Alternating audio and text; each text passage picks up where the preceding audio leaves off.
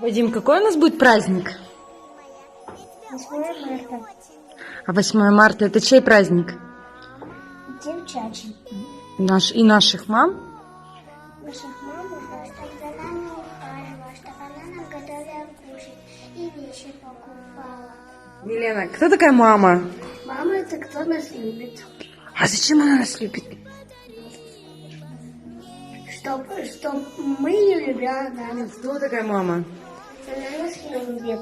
Она хорошая. Алиса, кто такая мама?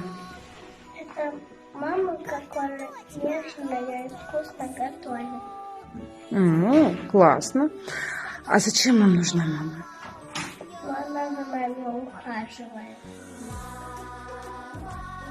Как ты думаешь, для чего нужна мама? Чтобы ухаживала за нами. Нам кушать варила. Мама только для этого нужна? А для чего еще? Ну вот мы говорим, любим маму. А за что мы маму любим? Она за нас любит. Да? Молодцы.